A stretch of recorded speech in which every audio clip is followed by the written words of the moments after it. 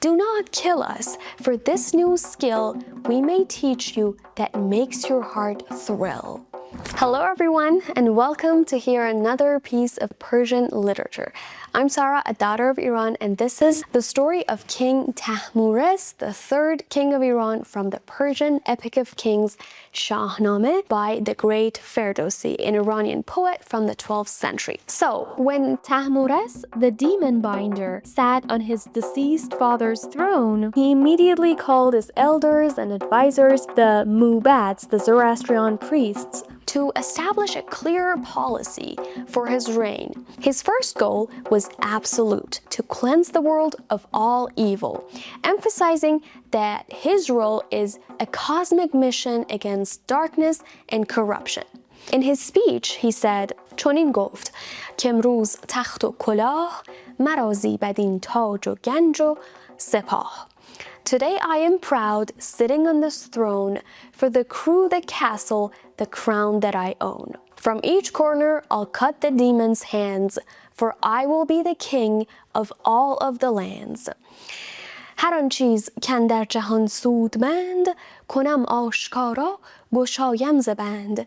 Every piece of good that in this world lies, I will set free right before your eyes. He perfects the textile industry by teaching the use of wool from sheep and lambs, moving civilization from simple animal hides toward comfort and refinement. He also advances the concept of domestication, going far beyond Hushang's initial separation of livestock. He looks upon the wild and timid beasts, selecting the powerful yet trainable, and brings them from the plains and hills into human control. The jumping beasts, those who were fast, fed them with grains, straw, and grass. The soaring birds, who flew with speed, like falcons and hawks of the highest breed, he brought them in, taught them to hunt.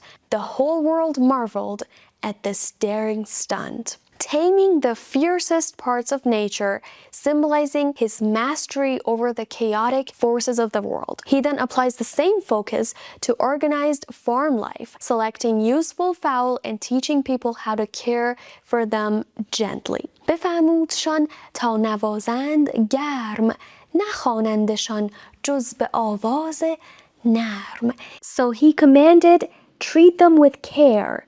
When calling them, be gentle and fair. چنین گفت کین را ستایش کنید جهان آفرین را نیایش کنید.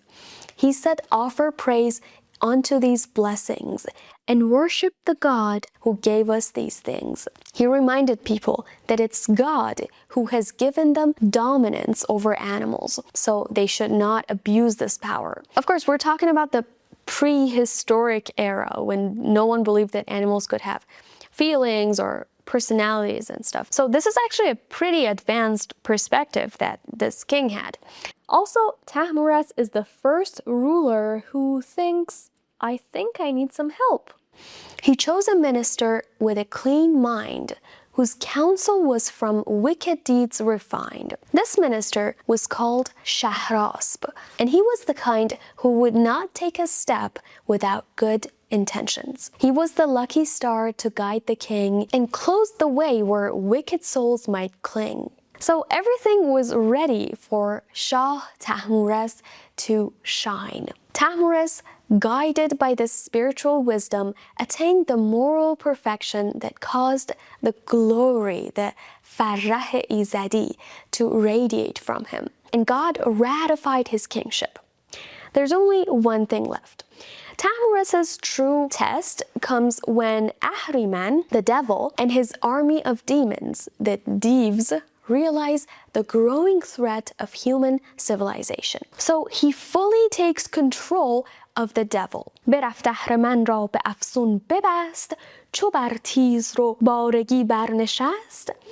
He went and bound Ahriman by a spell, and when on the swift steed he mounted well, زمان تا زمان زینش برساختی همی گرد گیتیش برتاختی. He put a saddle on him. On the span of time, he sped him across the earth in every clime. Tahures literally turns the devil into his personal steed, a supreme act of magical domination, symbolizing intellectual control. But of course, چو دیوان بدیدند کردار او کشیدند گردن ز گفتار او. When the demons saw what he did to them, they raised their heads and rebelled against him. When Tahures was told of their vile schemes, he grew enraged and broke all their dreams. With a powerful kingly glow, he girded up his belt, meaning he became resolute, and then raised his heavy mace. All the mighty demons marched a massive army of spell-bearers, raising their cries to the sky.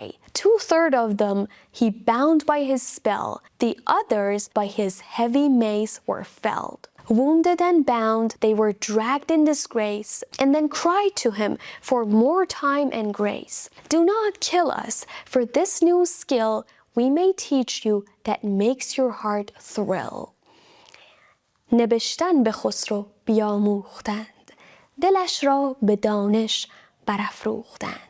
They taught the king the art of how to write and lit his heart with knowledge warm and bright. Not only one, but 30 kinds they showed, like Roman, Arabic, and the Persian code. چه سقدی چه چینی و چه پهلوی ز هر گونه ای کان همی بشنوی. Sogdian, Chinese, and Pahlavi too, every form of writing they ever knew. So I guess the Shahnameh's shocking revelation is that the ability to record history, art, and law was wrestled from the very forces of chaos and darkness. This gift elevates humanity beyond mere industry and towards complex governance and civilization. King Tahures reigned for more than 30 years, exploring many different skills. برفت و سر آمد بر او روزگار همه رنج او ماند از او یادگار. Now he was gone, his days were done, yet all his toil still carried on. Tahures, the demon binder, gave us the technology of the mind, writing. This final gift sealed humanity's dominance over the wild and paved the way for the Age of Kings to begin truly. But the demons also are getting smarter. Letting go of their one-on-one battles, they're going to be using more of their intellect, the weapon that will actually defeat humans. I'm Sarah, a daughter of Iran, and I will see you for the story of Jamshid, where things are actually going to get dark.